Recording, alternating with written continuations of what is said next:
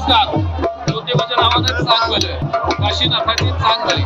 आपण आज आलोय श्री क्षेत्र पाडळीच्या मानाच्या प्रथम क्रमांकाच्या सासनकाठीच्या दर्शनाला.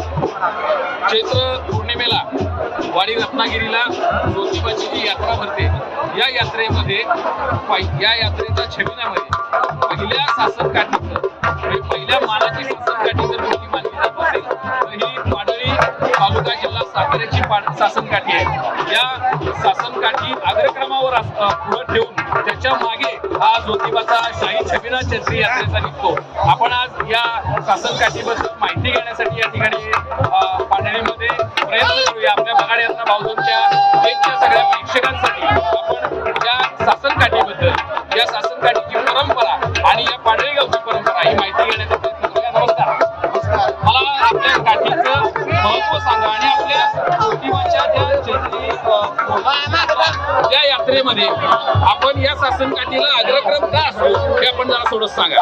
आता तुम्ही बघा, ज्योतिबाची यात्रा ही तुम्ही ऐकून असाल जी बगाडाची यात्रा तुमची रांगड्याची, ज्योतिबाची यात्रा ही भरपूर मोठी यात्रा आहे. महाराष्ट्रातलं पश्चिम महाराष्ट्रात सर्वात मोठी यात्रा ही ज्योतिबाची यात्रा. राजा ज्योतिबा आपले सगळे गाव पांढरे, पश्चिम महाराष्ट्र हा ज्योतिबा जुना मालक, दक्षिणचा मालक हा ज्योतिबाच आहे. आणि असा ज्योतिबा देवस्थानचा पहिला मान असणे हा आमच्या पाडळी गावासाठी बहुमान आहे. पण हा मान मिळाला कसा? हा मान मिळाला कसा? मान मिळाला कसा ही जी रंजक स्टोरी आहे तुम्हाला माझ्या भाषेत सांगतो. आता ज्योतिबा देवस्थान हे अतिशय परंपरा, अतिशय पुरातन देवस्थान आहे. ज्यावेळेपासून देवस्थान अस्तित्वात आहे तेव्हापासून पाळीची काठी ही गावकरी भक्त लोक घेऊनच जातात.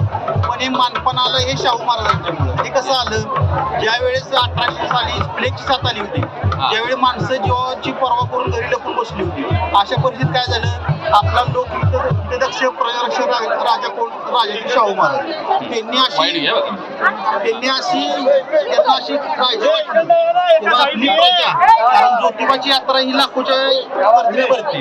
अशा परिस्थितीत जर प्लेगची साथ फैलवली, अशा परिस्थितीत जर प्लेगची साथ फैलली तर माझे प्रजातले लाखो लोक प्लेगच्या साथ सापडतील, ते मरतील.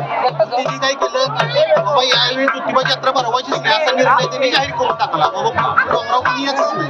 पण अशा परिस्थितीत कसं होतं, ज्या गावात जेव्हा परंपरा आहे, माझा सामान्य त्या काळातली जुनी गाडी माणसं ती म्हणली, बाबा आमच्या जीवाचं काही होऊ द्या, पण ही आमची प्रथा परंपरा जसं बावधनकर आणि कोळीमध्ये बंद आहे. नक्कीच आपण बावधनची जी बगाड यात्रा कोरोनामध्ये सुद्धा आपण करून दाखवली आणि आपल्या गावचा मुळा टिकवण्यासाठी, आपली परंपरा टिकवण्यासाठी ज्या पद्धतीने प्रयत्न केला होता, तशीच कथा या काठीच्या अग्रक्रमाचा मान याच्या मागची आहे. ज्यावेळेस प्लेगची साथ, कोविडच्या इतकीच भयावह प्लेगची साथ या महाराष्ट्रामध्ये संबंध देशापर्यंत पसरली होती, त्या काळात सुद्धा या पाडळीकरांनी, या पाडळीकरांच्या भक्तांनी ती यांची परंपरा अखंडितपणे सुरू ठेवली होती. आणि त्यामुळे तुम्हाला पहिल्या पुढे काय झालं, मग त्यावेळेस डोंगराव कोण पहिला चालवलंच नाही. अशा परिस्थितीत मोजकी लोक जी आली त्यात अतिशय ताकदीने उतरणारी पाडळकर ग्रामस्थ होते.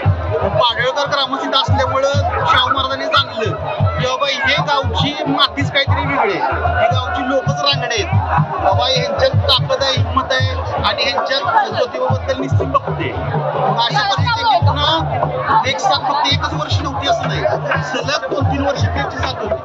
आणि शाहू महाराजांनी जाणलं की बाबा ज्योतिबाची यात्रा आता त्याच्या आधी मान द्यायच्या आधी ज्योतिबा यात्रा अशीच भरायची, म्हणजे मानपण नाही काय नाही, म्हणजे ठराविक मान होते. पालखीच्या पुढे कुणी उभं राहायचं काय राहायचं, पण यातनं काय व्हायचं, ज्योतिबा यात्रा मोठी असल्यामुळं ती सगळं व्यवस्थापन कोलमडायचं. कारण पहिली काठी जोपर्यंत मंदिरावर बाहेर पडत नाही तोपर्यंत यात्रा चालू होत नाही, तेवढं पालखी बाहेर निघत नाही. म्हणून पुढं जे नेतृत्व करणारं गाव बाबा जी यात्रा पूर्णपणे पुढून बाजूला काढेल आणि देवाला रस्ता तयार करेल असं पाडळीच गाव आहे. हे शाहू महाराजांनी जाणलं आणि बाबा ह्या गावाची लोकही ताकदीने निवडू शकतात, त्यांनी मान केला. नक्कीच पाडळीकर आणि आपला हा सातारकर कायम प्रत्येक ठिकाणी अग्रक्रमाने राहील आणि रांगडं खेळ करून आपलं मान आणि आपला सन्मान टिकवेल. ज्योतिबाच्या चैत्री यात्रेमध्ये छबिन्यामध्ये अग्रक्रमानं असणारी ही काठी हा नुसता मान नाहीये, तर पाडळीकरांची यात्रा आणि तो छबिना सुरळीत पार पाडण्याची ही जबाबदारी आहे आणि या अर्थानं शाहू महाराजांनी ही जबाबदारी पाडळीकरांवर सोपवली असावी आणि या पाडळीच्या या काठीला या निशाणाला ज्योतिबाच्या चैत्री यात्रेमध्ये अग्रक्रमामध्ये आणि पहिल्या क्रमांकाचा मान दिला. आजही अखंडितपणे ही ज्योतिबाची काठी पाडळीवरून चैत्री यात्रेला वाडी रत्नागिरीला जाते आणि ज्योतिबाच्या छबिन्यामध्ये या काठीचं पूजन होऊन ज्योतिबाचा शाही छबिना सुरू होतो. धन्यवाद. ज्योतिबाच्या